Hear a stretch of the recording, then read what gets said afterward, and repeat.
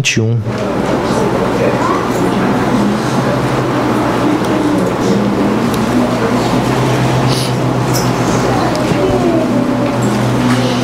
Vamos ler todo o capítulo. Depois Josafá descansou com seus pais e foi sepultado com eles na cidade de Davi. E seu filho Jeorão reinou em seu lugar.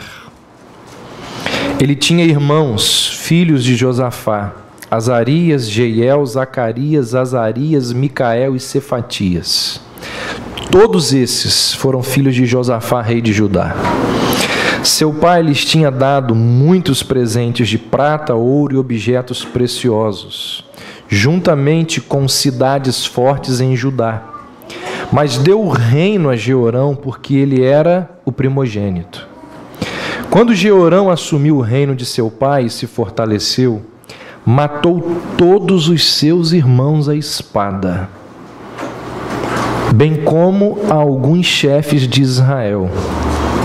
Jeorão tinha 32 anos quando começou a reinar e reinou 8 anos em Jerusalém. Ele seguiu o caminho dos reis de Israel, como fazia a família de Acabe, porque era casado com a filha de Acabe e fazia o que era mal diante do Senhor. Porém, o Senhor não quis destruir a dinastia de Davi, por causa da aliança que havia feito com ele, e porque havia prometido manter uma chama acesa para sempre entre seus descendentes. Nos dias de Jeorão, os edomitas se revoltaram contra o domínio de Judá e constituíram um rei para si. Então Jeorão foi atacá-los com os seus chefes e com todos os seus carros.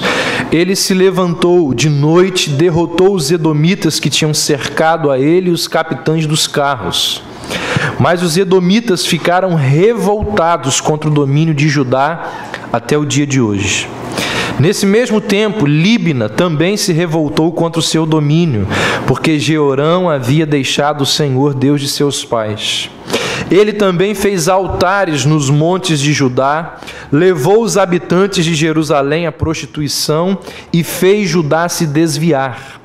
Então lhe veio uma carta da parte do profeta Elias que dizia: Assim diz o Senhor, Deus de teu pai Davi, porque não seguistes os caminhos de Josafá teu pai, e os caminhos de Asa, rei de Judá, mas seguiste o caminho dos reis de Israel e fizeste Judá e os habitantes de Jerusalém se prostituírem com a prostituição da família de Acabe, e também mataste teus irmãos da família de teu pai, que eram melhores do que você. O Senhor mandará uma terrível praga sobre o teu povo, teus filhos, tuas mulheres e todos os teus bens, e terás uma grave enfermidade, isto é, um tumor no intestino, que aumentará a cada dia até que saia por causa do tumor. O Senhor despertou contra Jeorão a ira dos filisteus e dos árabes que habitavam próximo aos etíopes. Eles atacaram Judá e, saqueando-a, levaram todos os bens que se encontravam no palácio real, bem como a seus filhos e mulheres, de modo que nenhum filho ficou, senão Acasias, o mais novo. Depois de tudo isso, o Senhor feriu o seu intestino com uma enfermidade incurável. Passando um tempo, depois de 2 anos, o intestino saiu por causa da doença e ele morreu dessa horrível enfermidade. O seu povo não queimou nada em sua honra, como havia feito para seus pais. Ele tinha 32 anos quando começou a reinar e reinou 8 anos em Jerusalém. Morreu sem deixar saudades, e o sepultaram na cidade de Davi, mas não nos túmulos dos reis. Era gente boa esse cara? Vamos orar. Bondoso Deus, nós nos dirigimos ao Senhor, suplicando Que o Senhor nos fale ao coração. Transmita aos teus filhos e às tuas filhas aqui a tua palavra. Em nome de Jesus. Amém. Acho que você nunca pensou, se alguém pensou, foram poucos aqui. Mas como que você gostaria que fosse o seu epitáfio? Epitáfio é aquela frase ou alguma expressão que colocam lá na lápide do seu túmulo. O que você gostaria que fosse escrito acerca de você na lápide do seu túmulo? Qual seria aquela expressão ou aquela frase que resumiria muito bem a maneira como você viveu nesse mundo? Tem uma história engraçada de um camarada que viveu há muito tempo atrás e naquela época não podia mudar o nome. O nome que você recebesse tinha que ficar com ele até o fim da vida. Hoje, se você não gostar do seu nome, você pode ir ali no cartório, depois de uma determinada idade, e alterar o seu nome. Mas esse camarada não podia, teve que conviver com o seu nome até o fim da vida. E dizem que ele era assim, muito gente boa, um ótimo pai, honesto. Os amigos gostavam demais dele, um exemplo de cidadão. Era raríssimo alguém tirá-lo do sério. Mas para tirar ele do sério, era só chamar ele pelo nome. Máximos era o nome do cara. Máximos, ele ficava... Vai saber o que tinha na cabeça dele, que trauma foi aquele do nome. O certo é que ele não gostava do nome. E quando ele estava para morrer, ele chamou a esposa e falou assim: querida, deixa eu te pedir uma coisa. Não coloque o meu nome na lápide. Não coloque o meu nome no túmulo. Não quero. Você sabe do meu trauma. Você sabe que eu não gosto do meu nome. Por favor. Fez ela prometer. O que ela fez? Foi lá na lápide e colocou assim: aqui jaz um excelente pai. Um cidadão exemplar. Um marido que vai deixar saudades eternas. Se colocou mais algumas coisas lá. E diz a história que todas as pessoas que passavam por aquele túmulo e liam aquilo ali diziam: esse homem foi o Máximos.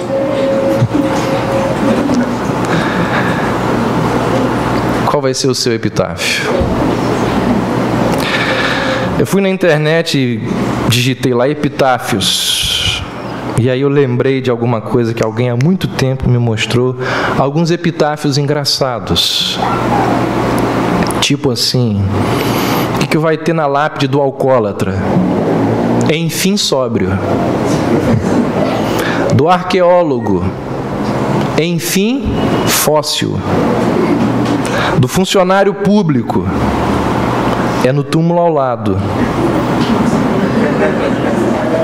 Do herói: corri para o lado errado. No epitáfio do humorista: isso não tem a menor graça. Epitáfio do hipocondríaco: eu não disse que estava doente? Agora um epitáfio verdadeiro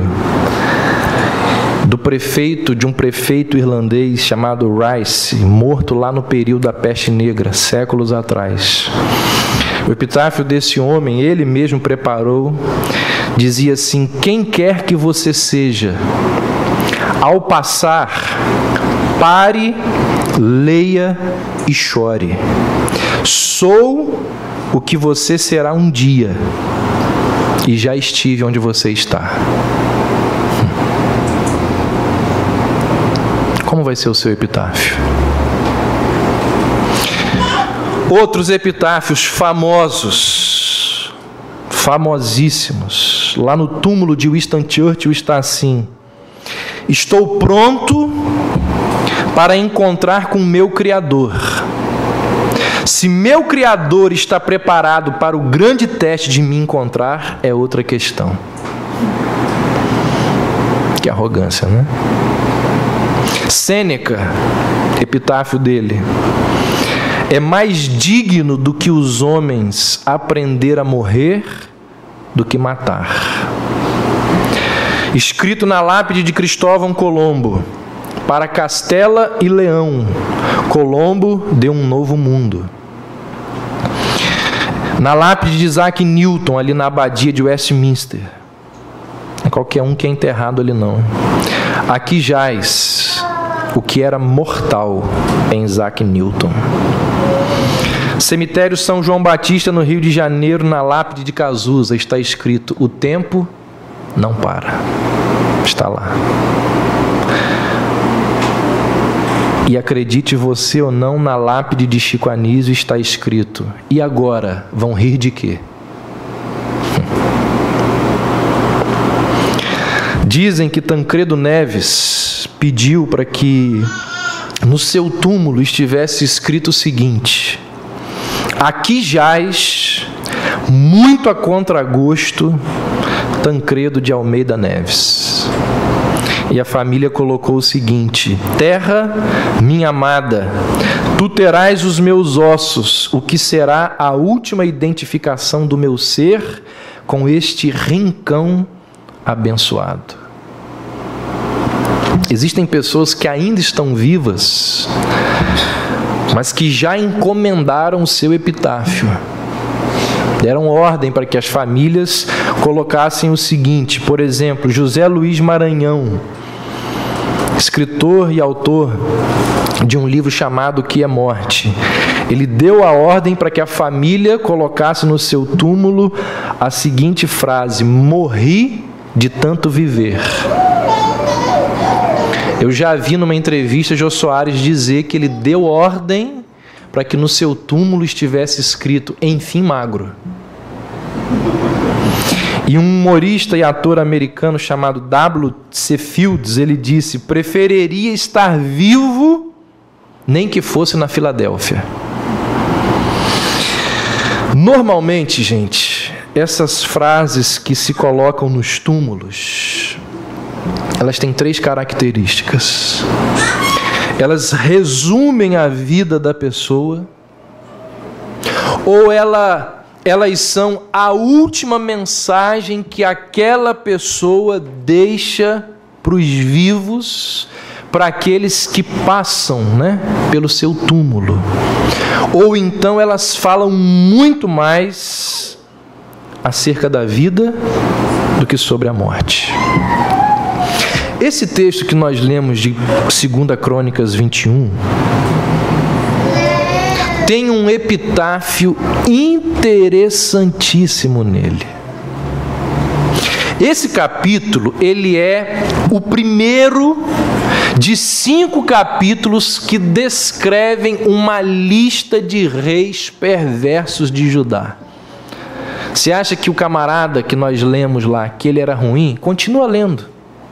Você vai ver que os próximos 5 capítulos descrevem atrocidades cometidas pelos reis de Israel.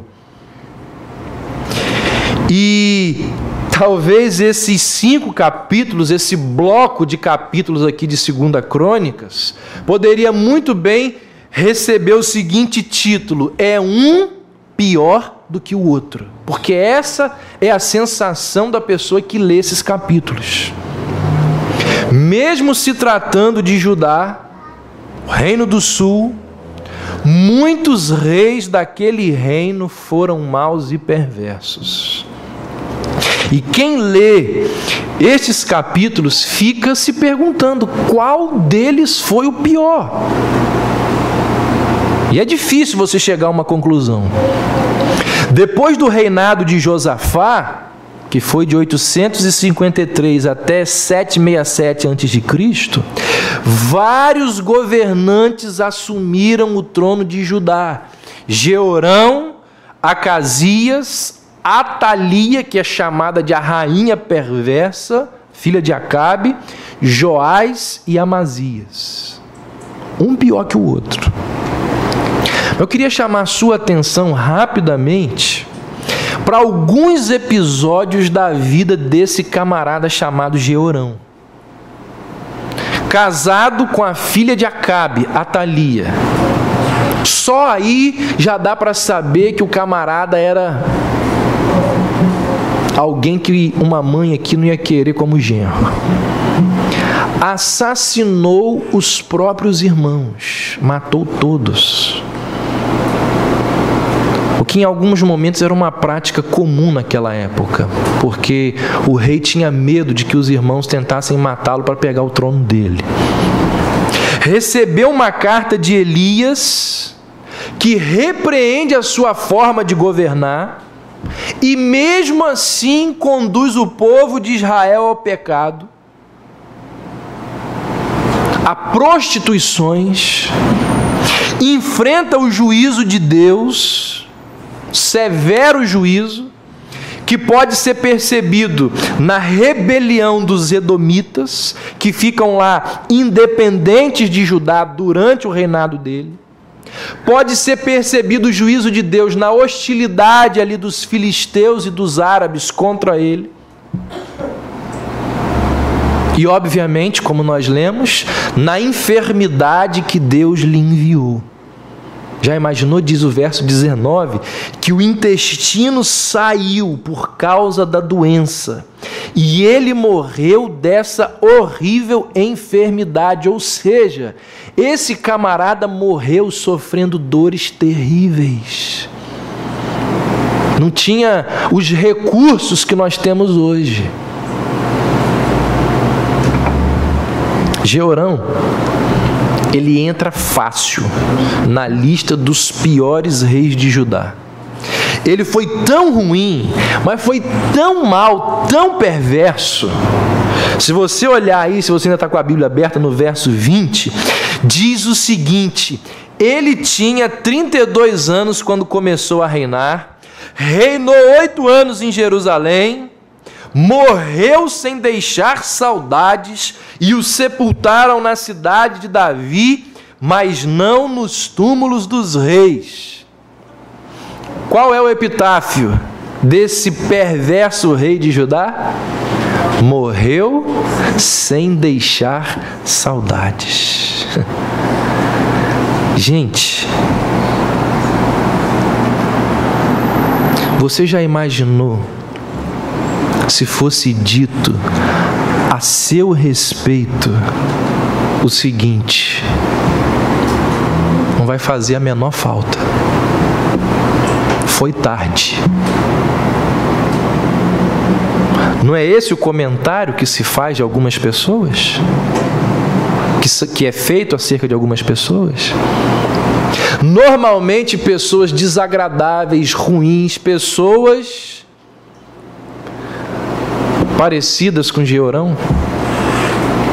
Morreu? Não vai fazer a menor falta. O negócio foi tão feio.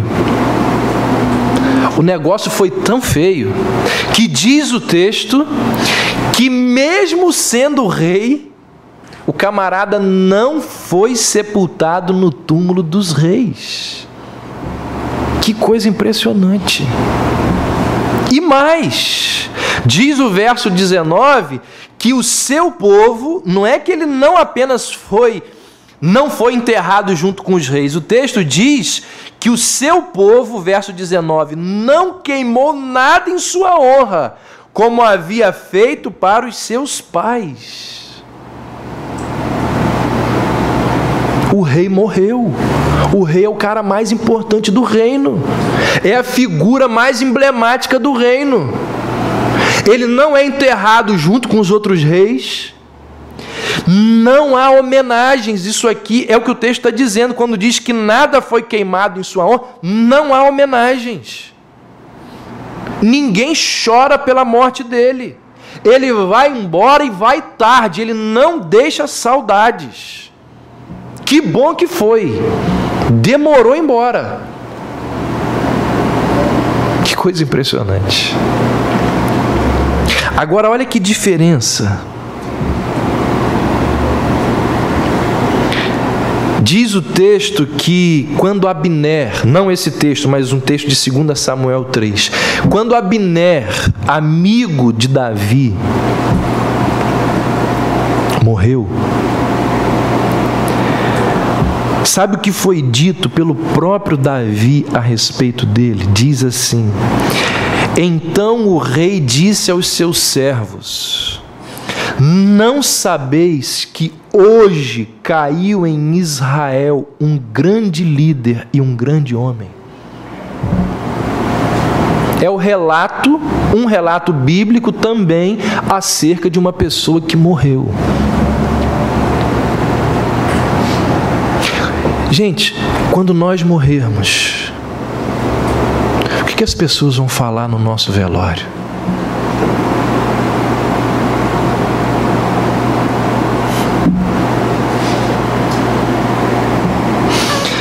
Existe um provérbio de lenhadores que diz o seguinte: uma árvore é melhor medida quando cai por terra. Uma árvore é melhor medida quando cai por terra.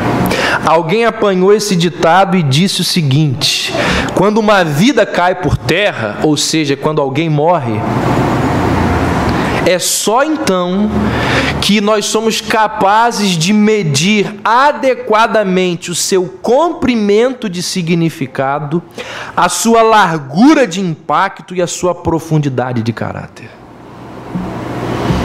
Quando uma pessoa morre, é que a gente vê quem realmente foi essa pessoa.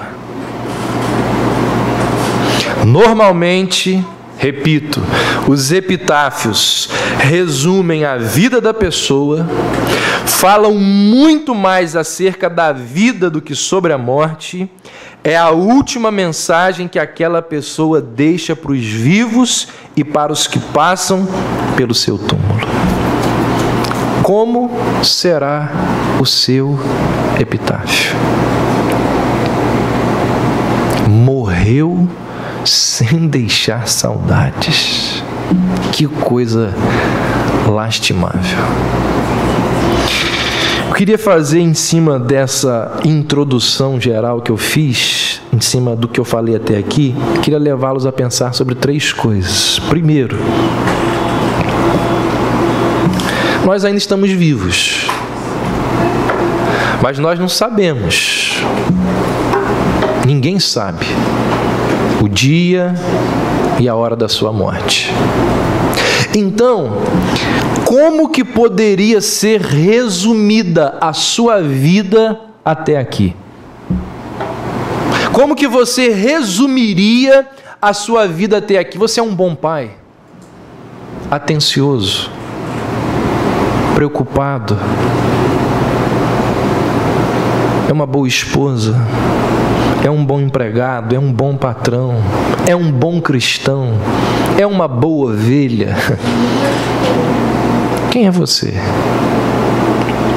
A vida de Jeorão foi tão perversa, foi tão maligna, a vida desse camarada foi tão ímpia, que resumiram a vida daquele sujeito com a expressão: morreu sem deixar saudades.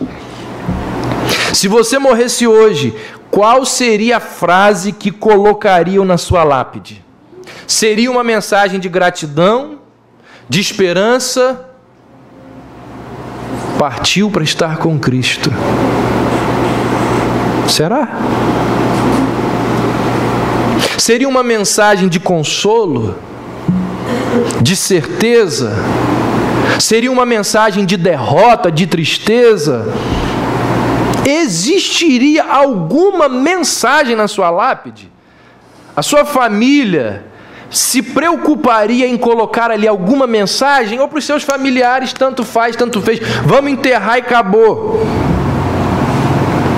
Existe alguma coisa significativa e importante acerca de você a ser colocado, a ser dita ao seu respeito lá na lápide?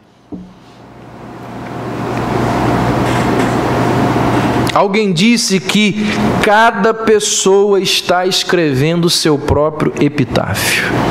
Eu escrevo o meu, você o seu, cada um escreve o seu. A sua vida merece um epitáfio. O que você acha que as pessoas gostariam de ver lá na sua lápide? Você vive de forma digna da sua família, da sua fé, dos seus amigos. Quando você morrer, as pessoas vão sentir a sua falta? Durante quanto tempo? Um dia, um mês? E logo vão esquecer de você? Quem vai sentir a sua falta? Só a família? Muitos amigos? Poucos amigos? Ou você vai partir sem deixar saudades? Não, pastor, sem deixar saudades não. Pelo menos um pouquinho de saudade eu vou deixar. E por que não muita saudade? Consegue perceber que pensar na morte nos faz refletir e analisar sobre a vida? Foi isso que eu falei há algum tempo aqui, em algumas mensagens atrás. Pensar na morte nos faz refletir, ponderar e analisar a vida. Como disse um certo teólogo, só está preparado para viver quem está preparado para morrer. Quem já viu aquele filme, O Resgate do Soldado Ryan? Que filmaço, que filme fantástico.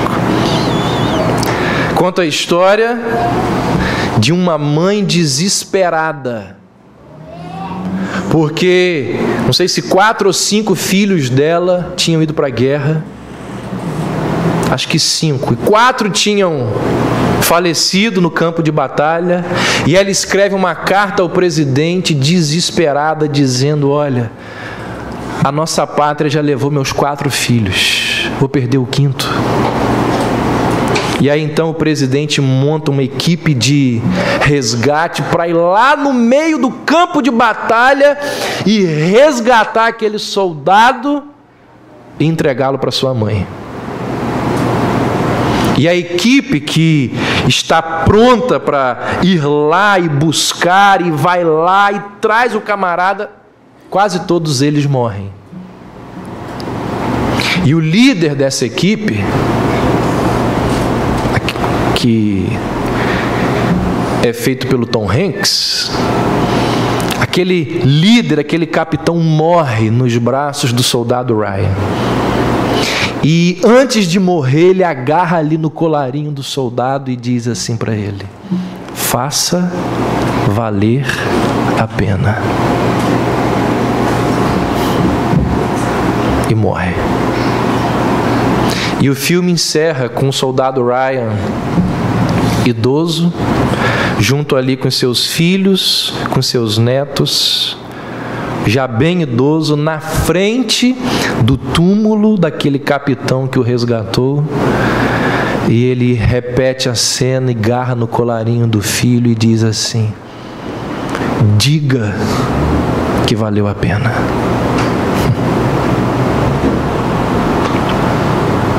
Você já não precisa ver mais o filme.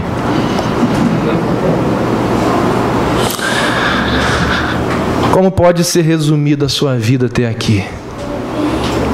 Será que a vida que Deus tem lhe dado é uma vida que vale a pena?